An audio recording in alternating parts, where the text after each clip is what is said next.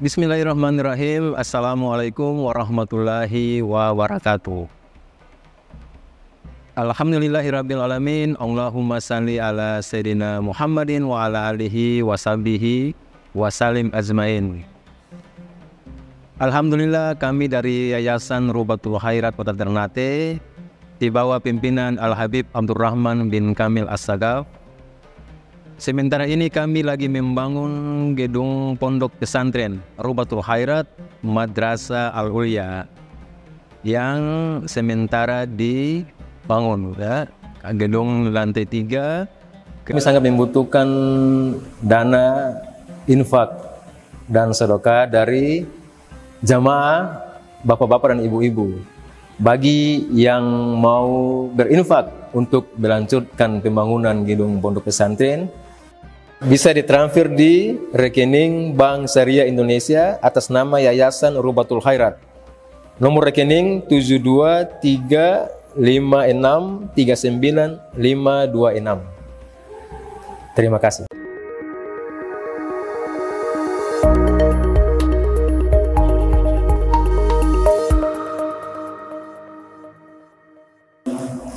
Wa seluruh pengurus dari Yayasan Masjid Al-Muttaqin yang insya Allah dirahmati Allah Subhanahu wa Ta'ala. Disebutkan qila, kalau ada lafaz qila atau ruya, para muhaddithun menyebut dengan sighat tamrid. Sighat tamrid artinya riwayat ini bukan riwayat yang kuat, ya. Qila itu artinya dikatakan. Kalau dikatakan belum tahu siapa orangnya, dikatakan,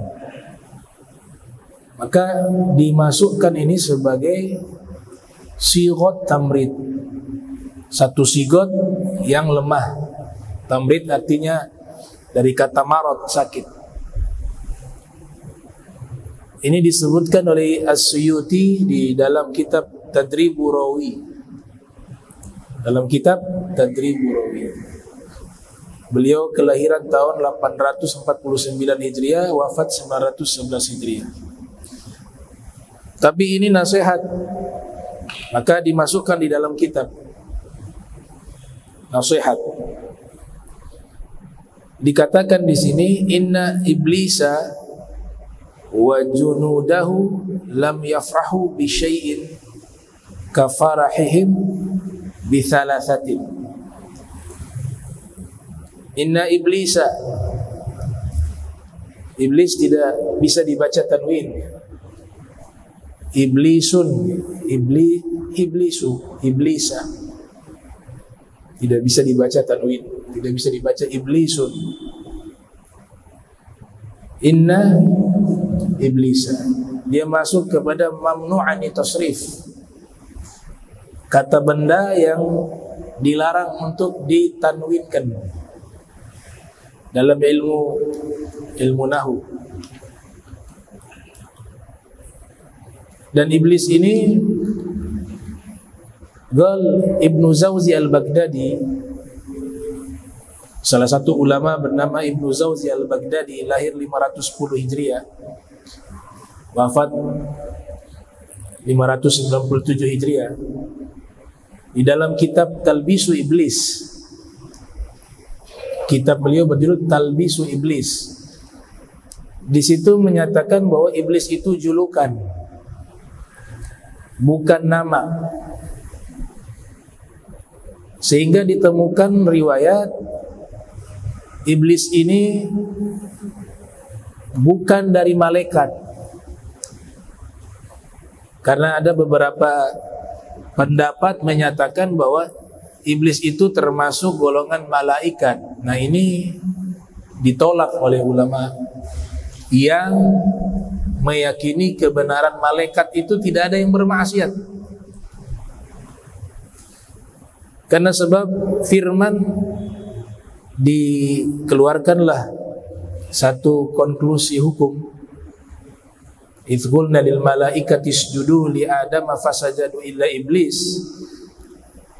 Kami berkata kepada malaikat, sujudlah kepada Adam kecuali iblis. Dianggap iblis bagian dari malaikat karena kecualinya kepada malaikat. Kalau itu mustathna muttasil, pengecualian yang tersambung.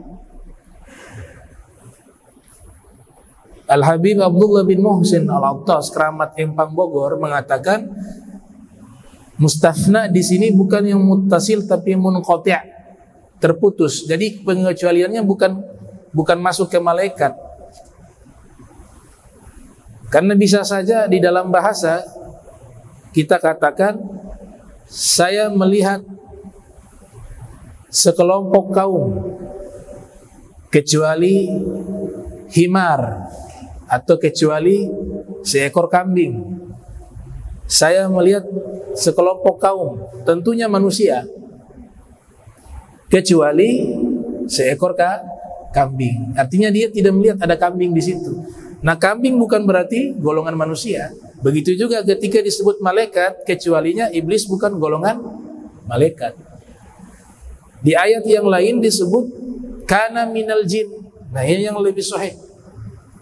Kana minal jin. Iblis itu adalah kelompok bangsa jin. Kelompok bangsa jin. Ibn Abbas meriwayatkan namanya Azazil. Nama iblis itu Azazil. Adapun iblis julukan dari kata talbis. Wala talbasul haq bil batil. Jangan kalian mencampur adukkan sesuatu yang hak dengan yang batil. Nah, diberikan julukan iblis dari kata itu, mencampurkan mana yang hak, mana yang batil dicampurkan. Dicampur aduk sehingga diberikan julukan iblis. Jadi namanya adalah Azazil. Azazil. Dulu di zaman salah satu ulama besar, ulama tabi'in, itu pernah ditanya kepada beliau, apakah iblis itu punya turunan? Maka namanya Imam Asy-Sya'bi. Namanya Imam Asy-Sya'bi. Beliau tabi'in, belajar kepada ashab dan ahlul bait. Sering sholat jadi makmum imamnya Sayyidina Ali bin Abi Thalib. Belajar juga kepada Imam Ali bin Abi Thalib. Wa kana yuhibbuhu hubban syadida. Beliau sangat cinta kepada Al-Imam Ali. Datang seseorang bertanya kepada Imam Sya'bi, wahai Imam Sya'bi, apakah iblis itu punya turunan? Maka dijawab, iya, iblis punya turunan. Karena Allah sebutkan dalam Al-Quran, ada dzurriyyatahu. Iblis memiliki anak turunan. Oh, kalau begitu yang ingin saya tanyakan, berarti iblis itu punya istri, karena dia punya turunan. Kata Imam Sya'bi, ya kalau punya turunan ya mungkin saja ada istrinya. Baik, yang saya mau tanyakan ini, Imam Sya'bi, mohon maaf, saya mau tanya, nama istrinya iblis itu siapa? Kemudian Imam Sya'bi mengatakan, lam ahdur arusyah. Oh, saya gak hadir undangannya. Undangan pernikahan iblis saya gak hadir, jadi saya tidak tahu nama istrinya itu siapa. Itu maksudnya apa? Ya, hal-hal yang tidak penting gak perlu ditanya lah. Apa manfaatnya tahu nama istrinya iblis? Walaupun ada ulama yang menjawab, ada yang mengatakan namanya Ummu Marodah. Ya, Ummu Marodah. Itu nama istrinya iblis. Jadi punya gender juga, ada jantan, ada betina. Punya turunan. Nah, mereka inilah yang nanti turunan ada yang jahat disebut syaitan. Syaitan bukan makhluk tersendiri, minal jin juga. Wa isyarat dalam Al-Quran wa fi tafsir, ada syaitan manusia, ada syaitan jin. Dia sifat dari kata syatona. Syatona itu artinya menjauhkan dari Allah. Jadi kalau ada manusia yang menjauhkan orang lain dari jalan kebaikan, menjauhkan orang dari Allah, maka disebut syaitan, syayatain al-ins wal jin. Ini iblis. Jadi di sini dikatakan inna iblisa wa junudahu, sesungguhnya iblis dan seluruh bala tentaranya, mereka tidak pernah bahagia dengan sesuatu apapun. Jadi tidak pernah bahagia dengan sesuatu apapun. Kafarahim bitsalatsa, kecuali atau seperti bahagianya mereka kepada 3 hal. Jadi 3 hal ini yang membuat iblis sangat bahagia. 3 hal. Yang pertama, mukmin qatala mu'mina, mukminin qatala mu'mina. Seorang beriman membunuh orang yang beriman. Itu iblis bahagia. Dosa membunuh jiwa manusia itu digambarkan di dalam Al-Quran seperti membunuh seluruh manusia. Membunuh satu jiwa itu bagaikan dia membunuh seluruh manusia yang ada di bumi ini. Wa annahu man qatala nafsan bighairi nafsin aw fasadin fil ardi faka'annama qatala an-nasa jami'a. Ya, fil Quran, di surat Al-Maidah. Sesungguhnya orang yang membunuh satu jiwa tanpa hak. Makna hak di sini artinya lewat hukum. Ada yang kita kenal hukum kisos. Itu hak.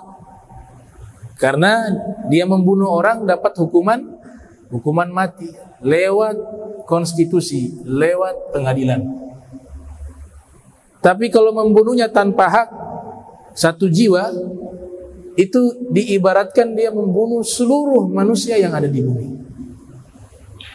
Demikian juga kalau dia menyelamatkan satu jiwa manusia, maka diibaratkan dia telah menyelamatkan seluruh jiwa manusia yang ada di muka bumi ini. Berarti harga nyawa itu sangat mahal di dalam pandangan hukum Islam. Wa fir riwayah dikatakan man 'ana ala qatli mu'min walau bi syatri kalimah Aisyah laqiyallaha yaumal qiyamah maktub baina, ya, siapa orang yang telah membunuh seorang muslim walaupun dia menolongnya dengan sepotong kata, laqiyallaha yaumal qiyamah, nanti dia berjumpa dengan Allah di hari kiamat, maktuba, ditulis, baina jabinaihi, di antara jidatnya, di antara dua ini pelipis, ada tulisan aisun min rahmatillah, orang ini sudah terputus asakan dari rahmatnya Allah. Padahal dia menolong separuh kata. Kalimat itu bahasa Arabnya kalimat, bahasa Indonesianya kata. Separuh kalimat artinya separuh kata. Dia ikut andil di dalam ucapan separuh kata hingga terjadinya pembunuhan. Dia ini tertulis di jidatnya aisun min rahmatillah, terputus dari rahmatnya Allah. Imam Sufyan Ats-Tsauri memberikan contoh. Bahasa Arabnya bunuhlah itu uktul. Uktul. Bunuh dia. Uktul. Nah tadi hadis tadi separuh kata baru sampai belum tul. Tapi orang itu sudah melakukan, maka dia sudah masuk ancaman tersebut, terputus dari rahmatnya Allah Ta'ala. Kalau ada agaribuhu yang memaafkan, kerabatnya memaafkan, dalam hukum Islam hal itu juga diserahkan kepada keluarga korban. Karena mungkin ada yang terbunuh karena berbagai macam keadaan. Ada yang memang membunuh karena memang niat untuk membunuh, ada yang tidak sengaja sehingga menghilangkan nyawa orang, ada yang berkelahi sehingga terbunuh. Oleh sebab itu Nabi katakan yang berkelahi, yang membunuh dan dibunuh itu dua-duanya masuk neraka, kata Rasul. Idzal taqa musliman bisayfaihima, apabila dua orang muslim bertemu, idzal taqa al muslimani bisayfaihima, keduanya membawa parang, fal qatil wal maktul finnar, maka yang membunuh, jika ada yang terbunuh, dan yang dibunuh, faqatil maktul, maka yang membunuh dan yang dibunuh finnar, keduanya berada dalam neraka. Kemudian ditanya, ya Rasulullah, hadzal qatil fama balul maktul, ini yang membunuh masuk neraka, wajar dia membunuh, tapi kenapa yang dibunuh juga masuk neraka? Qala Rasul, innahu kana harisan ala qatli sahibi, yang terbunuh juga punya niat yang kuat ingin membunuh, tapi dia sudah kalah terlebih dahulu sehingga terbunuh.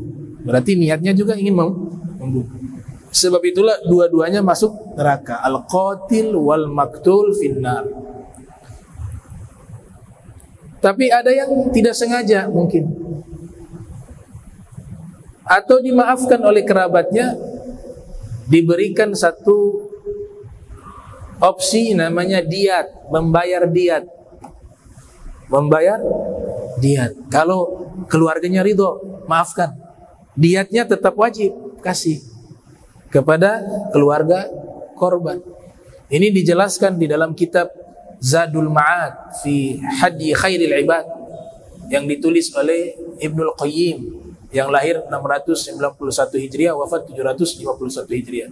Diatnya itu 100 ekor unta. 100 ekor unta. Bahkan sahabat Nabi bernama Usama bin Zaid, waktu terjadi peperangan antara kaum muslimin, dihadiri juga oleh Rasulullah dengan pihak musuh dari orang-orang musyrik. Di tengah-tengah peperangan, Usama ibn Zaid ibn Haritha, Usama bin Zaid ibn Haritha, dia berduel dengan salah satu orang musyrik. Di tengah-tengah duel itu, orang musyrik ini jatuh, kalah di dalam duel. Ketika terjatuh ini musuh, Usama ibn Zaid ibn Haritha mau menebas si musuh ini, melafadzkan 2 kalimat syahadat, asyhadu an la ilaha illallah wa asyhadu anna Muhammadar Rasulullah. Dia ingin menyatakan dirinya masuk Islam. Usama menahan itu, tidak jadi dibunuh. Tapi Usama lihat dia, enggak, kamu ucapkan ini karena mungkin takut mau mati. Diteruskan, dibunuhlah orang itu. Selesai dari peperangan, kejadian ini disampaikan kepada Nabi Muhammad sallallahu alaihi wasallam. Maka Nabi memanggil Usama bin Zaid. Benar, kamu telah membunuh orang yang sudah bersyahadat. Dengan ekspresi marah Rasul menyatakan itu. Ya, sehingga digambarkan dalam riwayat itu ishtadda ghadabuh. Ishtadda ghadabuh. Di dalam kitab Muntahasul karya Syekh Yusuf Al-Lahji itu meriwayatkan, waktu Nabi berbicara demikian, apakah benar kamu membunuh orang yang sudah bersyahadat itu? Itu digambarkan Nabi ishtadda ghadabuh, sangat marah pada waktu itu. Maka Usama bin Zaid bin Harithah mengatakan, benar ya Rasulullah, saya membunuh. Tapi itu dia lakukan karena dia takut. Apa kata Nabi? Kau tahu dia nyatakan itu, apakah benar-benar dia menyatakan keislaman atau hanya sekedar takut? Apakah kau tahu di dalam hatinya? Coba kau belah dadanya, kamu cari tahu di hatinya apa yang dia ucapkan itu benar-benar tulus atau karena hanya sebab takut. Bukan berarti Nabi suruh membedah dadanya, enggak. Tapi artinya Rasulullah SAW menyalahkan perbuatan itu. Ketika sudah menyatakan syahadat, kita harus berhukum dengan hukum itu. Nahnu nahkumu bizawahir wallahu ya'lamu bisarair. Kita berhukum sesuatu yang zahir. Hukum yang di hati gak boleh kita jadikan hukum. Kita gak faham di hati itu apa, benar apa tidak. Tapi yang pasti dia sudah menyatakan keislamannya, maka diterima hukum zahir itu. Dia sudah masuk ke dalam agama Islam. Setelah itu Nabi katakan, wahai Usama, cari keluarganya. Ini musuh nih, musuh, bukan orang Islam. Nabi katakan, Usama, cari keluarga korban tersebut, orang yang telah kau bunuh, dan bayarlah diat kepada mereka 100 ekor unta. Itu hukum diat. Sekarang unta harganya 1 ekor entah berapa. Kali saja kalau 100 ekor unta. Walaupun ini bukan berarti memberikan harga nyawa seseorang, tidak. Tapi itu adalah hukum Islam. Ada had namanya, ada diat namanya, ada ta'zir. Ini disebut diat. Jadi dosa membunuh ini dosa yang besar, dikatakan minal kabair. Jangankan kepada manusia, kepada hewan sekalipun bisa menjadi penyebab seseorang masuk ke dalam neraka. Hewan, kucing, hirrah. Ada seorang wanita soleha, dikatakan soleha karena ahli ibadah, tapi dia sengaja mengurung seekor kucing di dalam kandang dan tidak diberikan makan, sampai akhirnya kucing itu mati. Apa yang Nabi katakan di dalam hadisnya? Dakhalat imra'atun dakhalat imra'atun an-nara fi hirratin habasatha. Dakhalat imra'atun an-nara fi hirratin habasatha. Telah masuk perempuan tersebut ke dalam neraka karena sebab kucing yang dia kurung sampai mati di dalam kurungan tersebut. Kalau kucing saja bisa menyebabkan masuk neraka, kef kalau kita bunuh manusia.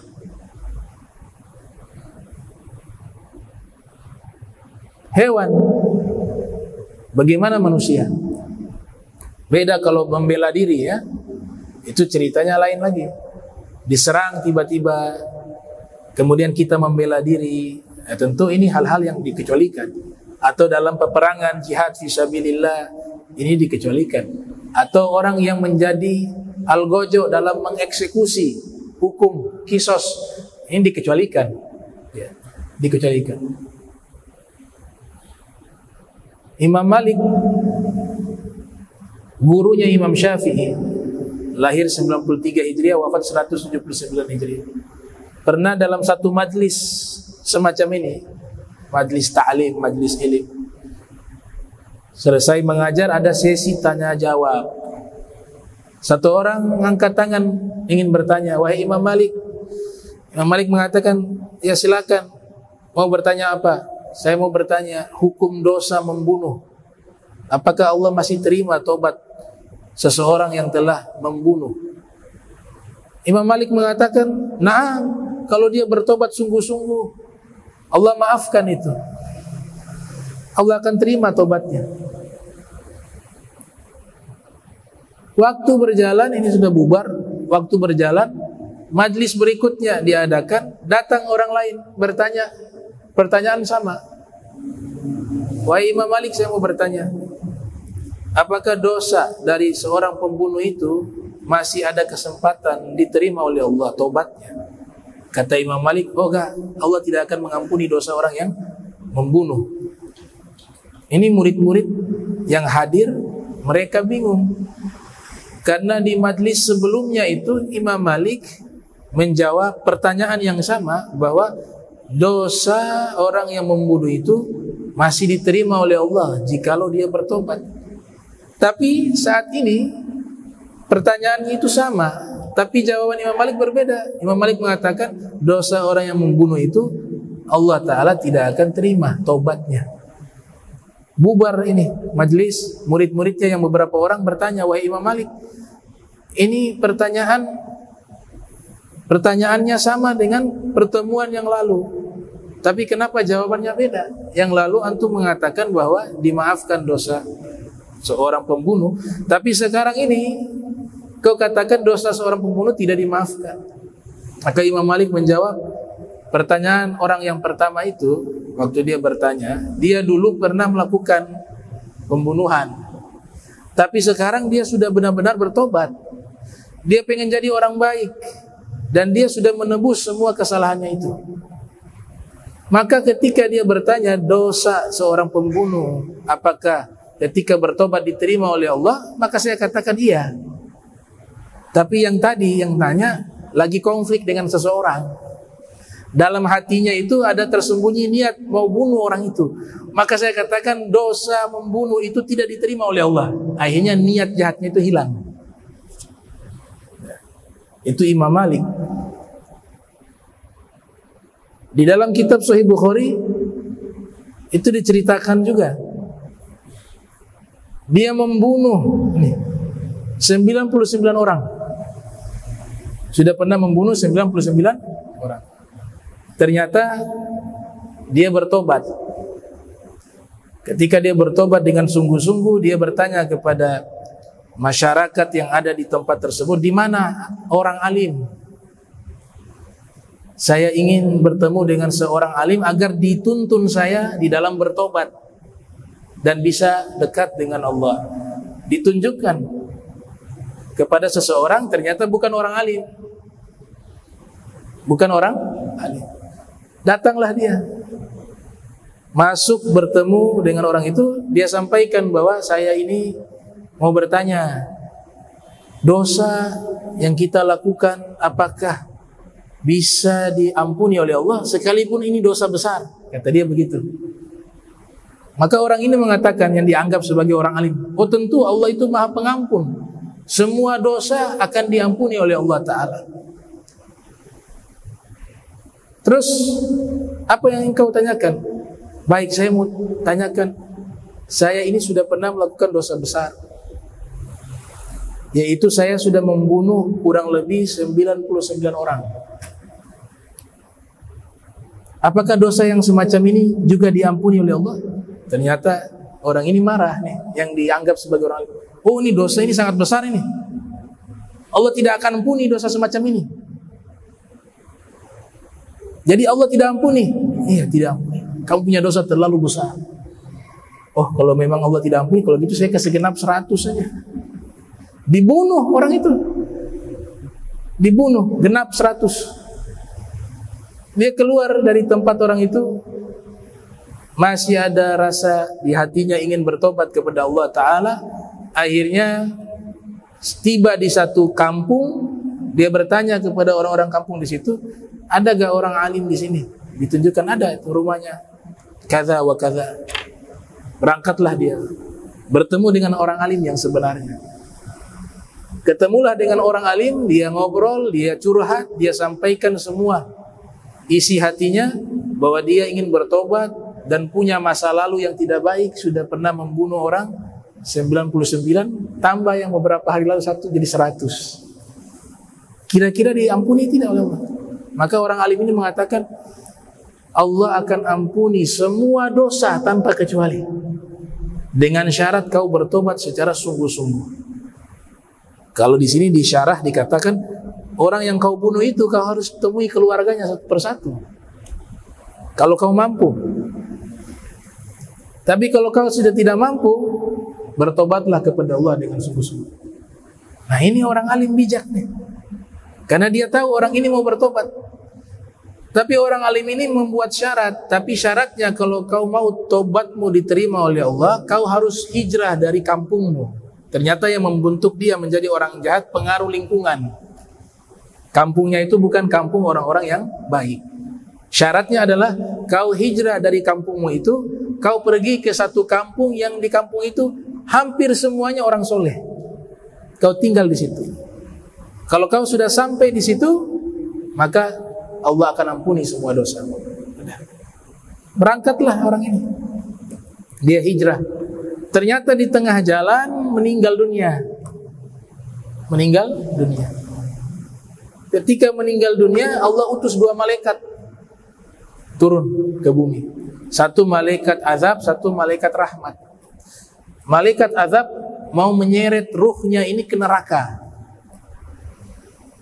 Malaikat rahmat mau membawa ruhnya ini ke surga. Akhirnya terjadi khilaf di antara 2 malaikat. Kayaknya kalau manusia khilaf itu ya hal yang biasa. Malaikat saja ada khilaf. Malaikat azab mau menarik dia ke neraka, malaikat rahmat mau menarik ruhnya ke surga. Terjadi perdebatan antara 2 malaikat. Malaikat azab mengatakan, dia ini penghuni neraka, dia punya dosa itu sudah bunuh orang 100 orang. Dan syarat tobatnya belum selesai. Orang alim itu kan mengatakan tobatnya diterima kalau dia sudah pindah, hijrah ke kampung orang soleh. Ini dia belum sampai di kampung orang soleh, sudah meninggal. Berarti belum terpenuhi syarat bertobat. Malaikat rahmat mengatakan tidak, dosanya sudah diampuni oleh Allah Ta'ala. Dia sudah bertobat sungguh-sungguh. Dia sudah meminta maaf, memohon ampun kepada Allah Ta'ala. Ini perdebatan antara 2 malaikat. Di Sahih Bukhari ya. Akhirnya Allah utus malaikat ketiga jadi hakim. Malaikat ketiga turun. Didamaikan 2 malaikat tersebut. Sudah, jangan kalian bertengkar, saya ini utusan Allah. Ya, berarti di sini harus ada pihak ketiga. Jika ada yang berkonflik, harus ada pihak ketiga. Ini zaman sekarang kebalik, kasih kompor malahan yang ketiga nih. Ya, bukan karakter orang beriman. Islahu baina akhawaikum. Ya, buatlah perdamaian di antara 2 saudara kalian. Sehingga sampai dikatakan berbohong untuk mendamaikan 2 orang berkonflik itu boleh. Kata para fuqaha, si A sama si B konflik. Si C ini datang ke rumah si A, bilang itu si B kirim salam. Padahal gak ada tuh. Ini ada kasih hadiah nih. Masya Allah, ya baik juga ya. Oh begitu ya, kasih salam, bilang kamu ini orang baik. Udah bohong semua tuh. Tapi niatnya apa? Mau mendamaikan. Kata para fuqaha, hal ini masih dibenarkan. Sampai seperti itu. Nanti setelah itu dia pergi ke si B, si C pergi si B. Dia katakan si A tadi kirim salam, dia muji kamu baik, ini ada kasih hadiah. Akhirnya dua-duanya damai. Gitu. Nah ini malaikat begitu, konflik. Pihak ketiga datang. Saya utusan Allah. Allah Ta'ala yang mengutus saya menyampaikan putusan hukum. Begini saja, kalian ukur di mana letak jenazahnya.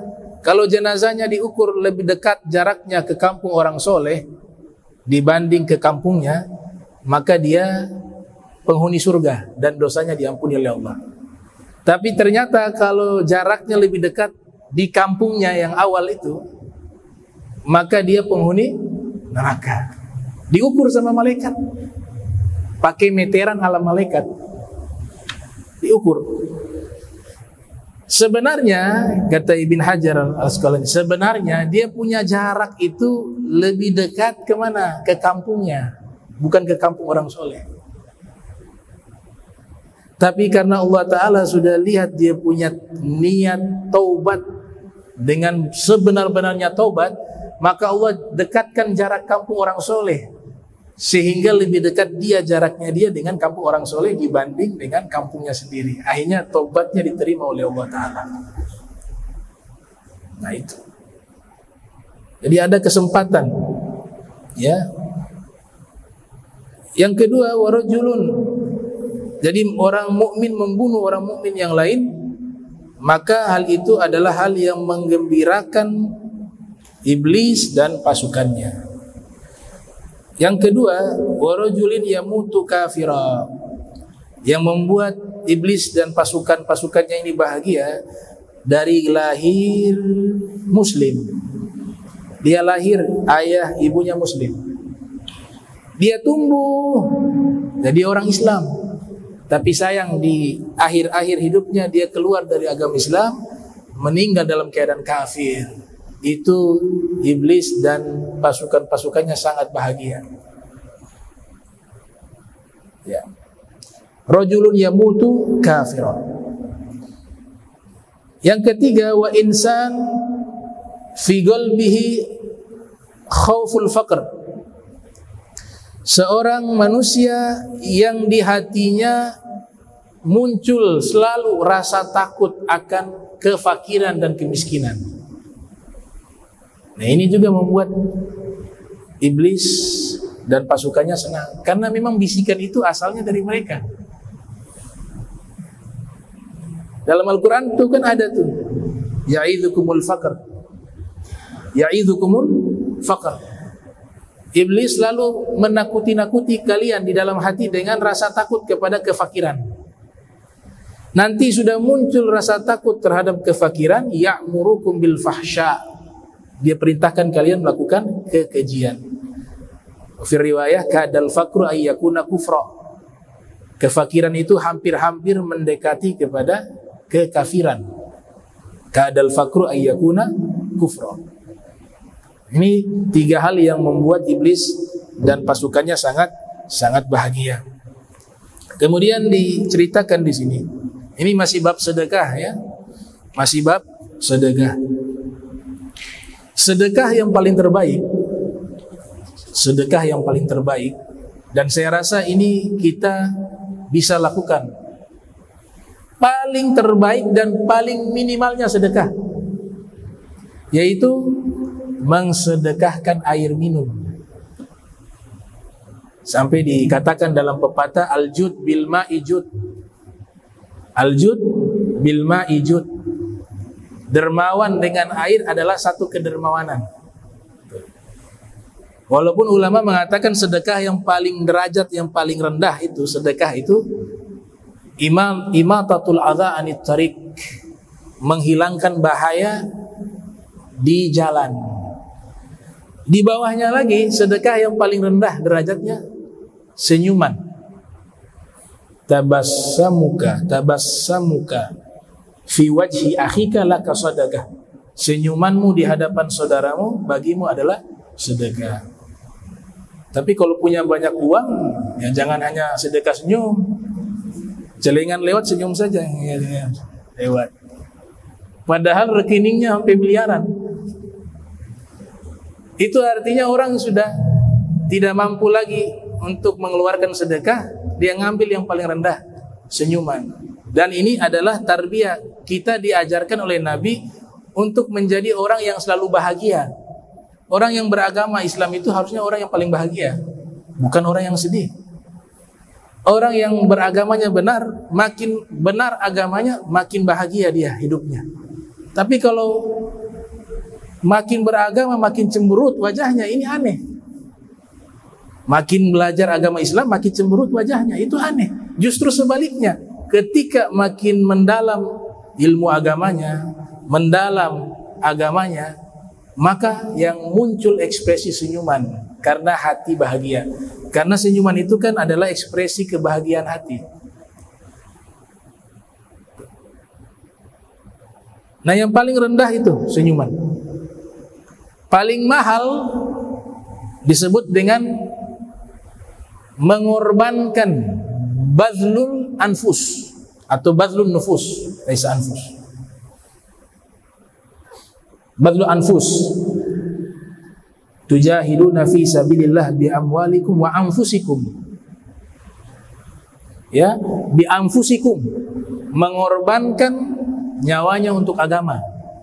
Tentu dengan cara-cara yang diatur dengan baik dan benar. Ini semua ibadah punya ilmu, gak sembarangan.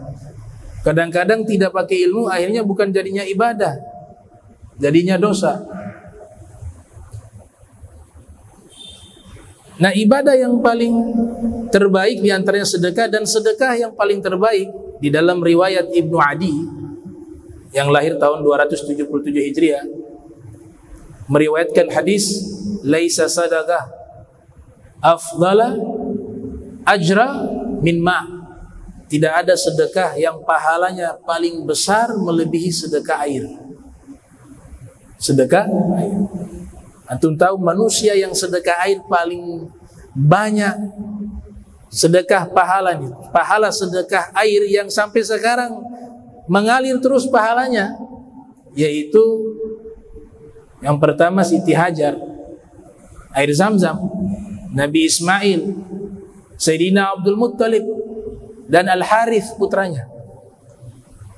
Ini pahala sedekah air Zamzam sampai sekarang ada, mereka ini kebagian pahalanya sampai hari ini. Makanya dikisahkan ya, Nabi Ibrahim meninggalkan mereka di satu gurun, belum ada penghuni di situ, yang nanti namanya kota Makkah. Orang pertama yang bermukim di Makkah itu adalah Nabi Allah Ismail dan Siti Hajar. Yang pertama bermukim di situ. Ketika diletakkan di tempat yang tandus, tidak ada air, tidak ada kehidupan, tidak ada tumbuh-tumbuhan,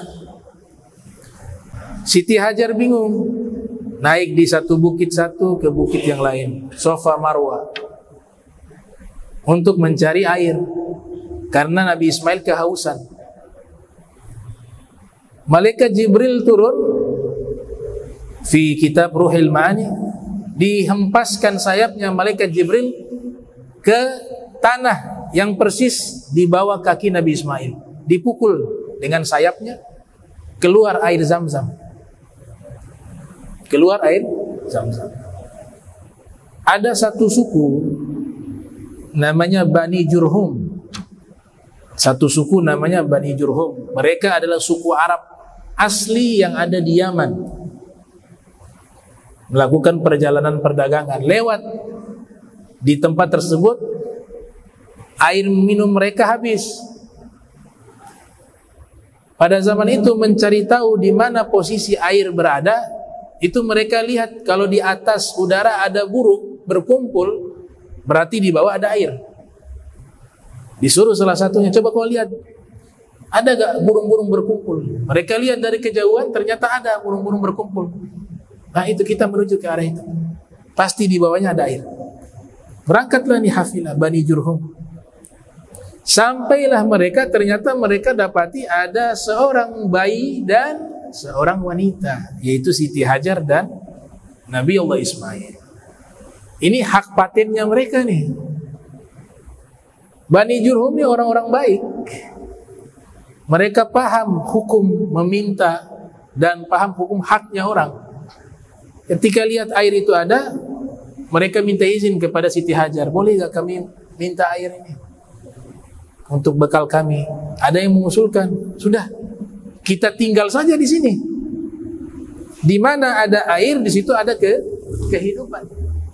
Kenapa dipilih di sini? Ya karena posisinya strategis untuk perdagangan. Kota Makkah itu strategis, jantung bumi. Kalau secara ilmu geologi, posisinya pas di tengah bumi. Pas di tengah bumi.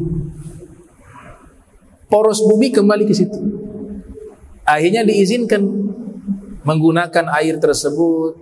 Mereka tinggallah di situ. Dulunya awalnya pakai tenda. Tenda-tenda. Nabi Ismail tumbuh. Jadi seorang pemuda yang bisa kerja, yang sehat, yang soleh, yang abid. Bani Jurhum terkesan dengan Nabi Ismail. Akhirnya dijodohkan dia dengan seorang wanita yang solehah. Ya, dengan kisah yang panjang itu, ganti palang pintu itu. Ya. Istri pertama ternyata tidak baik. Nikah, istri pertama suka mengeluh. Jadi ditanya bagaimana keadaan kamu? Aduh susah, suami saya juga susah, saya susah, mengeluh terus begitu. Nabi Ibrahim datang jauh-jauh hari, sudah puluhan tahun tidak bertemu, datang ke Makkah. Ditanya di mana rumahnya Ismail, ditunjukkan rumahnya Ismail di sini. Datang, ketuk pintu, kasih salam, dibukakan pintu oleh istri Nabi Ismail. Ditanya oleh Nabi Ibrahim, di mana suamimu Ismail? Oh, ada keluar kerja berburu atau mencari kayu bakar dan seterusnya. Oh begitu. Jadi Nabi Ibrahim tidak menyatakan, memperkenalkan dirinya, saya ini ayahnya, enggak. Beliau pandai mau cari tahu nih, ini istrinya baik tidak, karena nanti punya pengaruh dengan generasi daripada anak soleh. Nabi-nabi ini bukan anak soleh lagi, di atas itu. Ya, bibit harus baik, tanahnya juga harus baik, baru tumbuhan itu bisa jadi baik. Maka Nabi Ibrahim mengatakan, bagaimana kalian punya rumah tangga, kehidupannya? Aduh, susah. Suami saya begini, begitu, saya begini, begitu. Panjang lebar dah. Akhirnya Nabi Ibrahim bilang, baik, saya mau balik dulu, tapi saya titipkan wasiat boleh? Ya, kalau dia datang, suamimu datang, bilang padanya bahwa ganti palang pintu. Maksudnya ganti istri. Akhirnya Nabi Ismail datang bertemu dengan istrinya kabarkan bahwa tadi ada yang datang, seorang bapak yang sudah sepuh, sudah tua. Oh, ciri-cirinya bagaimana? Ciri-cirinya begini. Oh, kenal Nabi Ismail, itu ayah, abah saya tuh Nabi Ibrahim. Ada wasiat yang dia sampaikan. Ada wasiat katanya ini ganti palang pintu. Oh ya sudah, saya ceraikan kamu hari ini. Ganti palang pintu baru. Yang kedua begitu juga. Ganti palang pintu yang kedua. Yang ketiga, nikahlah ini dengan Bani Jurhum, seorang wanita soleha. Ini semua dari Bani Jurhum juga. Tapi yang terakhir dapat wanita yang soleha. Nabi Ibrahim datang ketemu dengan istrinya Nabi Ismail. Keluar dia ngobrol, tanya, di mana suamimu? Ada keluar kerja. Bagaimana kalian? Masya Allah, alhamdulillah hidupnya senang, bahagia. Suami saya orang baik. Ya kami juga hidupnya alhamdulillah cukup. Ini nanti suamimu datang, saya kasihkan wasiat ya, sampaikan kepada suamimu, pertahankan palang pintu ini. Saya mau balik. Akhirnya datang Nabi Ismail, Nabi Ibrahim sudah pergi. Disampaikan oleh istrinya bahwa tadi ada orang tua datang. Ciri-cirinya bagaimana? Begini dan seterusnya. Oh itu karena itu ayah saya. Itu ayah saya, Nabi Allah Ibrahim. Ada wasiat yang beliau titipkan atau sampaikan untuk saya? Maka sang istri mengatakan, iya, wasiatnya adalah pertahankanlah palang pintu ini. Dari situlah nanti lahir Nabi Muhammad. Turun sampai Rasulullah lahir. Antum bayangkan itu, air Zam-Zam sampai hari ini. Wa ila yaumil qiyamah, sampai mendekati hari kiamat gak akan habis. Pahalanya mengalir kepada Siti Hajar. Pahalanya mengalir kepada Nabi Allah Ismail, kepada Sayyidina Abdul Muttalib. Karena setelah itu hilang tuh Zam-Zam, ditemukan kembali di zaman Sayyidina Abdul Muttalib, digali lagi ketemu sumur Zam-Zam dengan putranya Al-Harith. Semua mengalir. Makanya ada syair. Ini syair ini mengatakan begini, sallu 'alal mukhtari jaddil Hasan Muhammadin at-Tahiri al-Yamani. Berilah salawat kepada manusia pilihan, kakeknya Hasan, Nabi Muhammad sallallahu alaihi wasallam, manusia yang suci yang berasal dari Yaman. Berasal dari Yaman. Kef Nabi Muhammad berasal dari Yaman?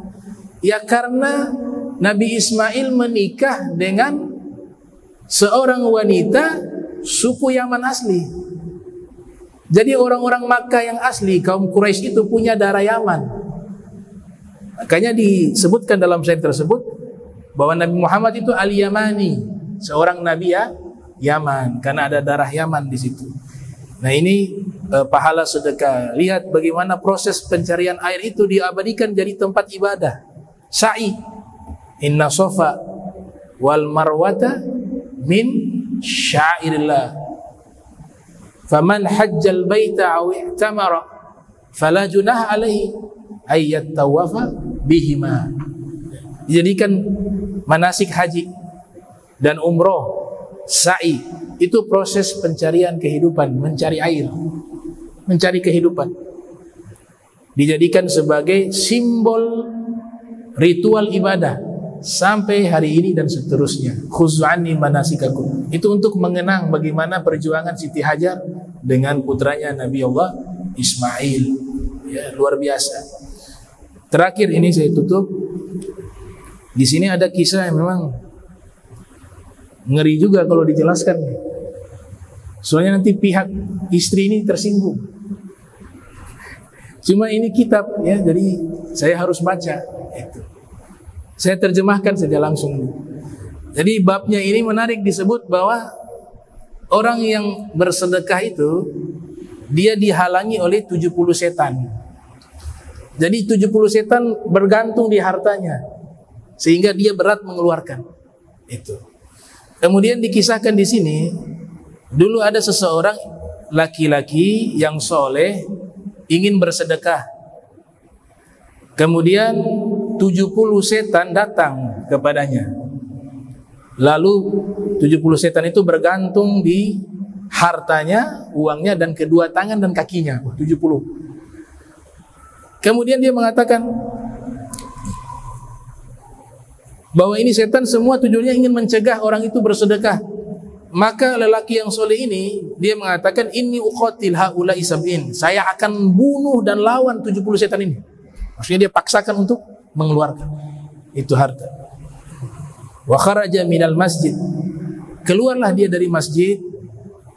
Ya. Kemudian dia datangi rumahnya. Jadi ceritanya ada yang kisahkan kepada dia, kalau orang sedekah dihalangi oleh 70 setan. Diceritakan di masjid. Maka pemuda ini yang soleh mengatakan, kalau begitu saya mau perangi sekarang juga setan. Dia mau ke rumahnya, mau ngambil hartanya untuk sedekah. Keluar. Dia keluar dari masjid. Saya akan perangi 70 setan itu. Wa kharaja minal masjid. Akhirnya dia keluar dari masjid. Wa ata manzilah. Sampai dia di rumah. Di rumahnya dia ambil itu mala'a zailahu minal hantah. Ada kantong diisi gandum sampai penuh itu kantong. Jadi mau sedekah gandum ya. Harta mereka itu kalau gandum itu makanan pokok di zaman itu. Sudah diisi penuh, wa arada an yakhruja, kemudian dia ingin keluar dari rumah. Wa yatasaddaq, dan sudah punya niat mau mensedekahkan gandum yang telah dia isi penuh dari kantong tersebut. Dia dalam hati, mana setan saya lawan. 70 setan sudah saya lawan, ini saya mau keluar nih. Dalam hatinya berbicara begitu. Ternyata ketika di depan pintu, fawasabat ilaihi zauzatuhu, loncat di hadapannya istrinya. Mau kemana nih? Apa ini? Ya, apa ini yang kau bawa nih? Dicerita ini mau sedekah ini. Akhirnya bertengkar dengan istrinya. Nggak boleh ini, kita kurang ini juga gandum ini buat kita punya makanan di rumah, anak bagaimana dan seterusnya. Akhirnya kalah ini. Wah, sudah akhirnya diambil itu gandum sama istrinya. Mau masuk ke rumah sudah. Maka dia keluar, ya. Faraja khaiban, dia kembali ke masjid dalam keadaan kecewa, tangan kosong. Sampailah ke masjid bertemu orang soleh yang tadi menceritakan riwayat kalau orang bersedekah dihalangi oleh 70 setan. Maka ditanya, bagaimana? Kau sudah lakukan itu? Sudah lawan 70 setan? Dia mengatakan sudah. Yang 70 setan saya suka kalah. Cuma datang ibunya setan.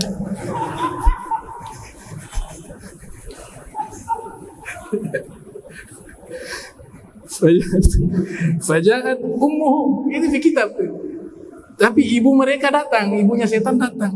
Fahazamatni, dia kalahkan saya. Dia kalahkan saya. Nah, ini. Tapi zaman sekarang kebalik juga. Biasanya istri yang dermawan, suami yang bakhil. Ya, gula habis 2 hari. Kenapa gula habis nih? Ini yang tamu datang. Ini kita di dalam rumah manusia. Tiap hari minum teh, minum kopi, pasti habis. Disalahkan istrinya, kenapa gula habis? Kenapa ini beras habis? Kenapa seterusnya? Berarti itu bapaknya setan. Bapaknya setan kalau dia bakhil.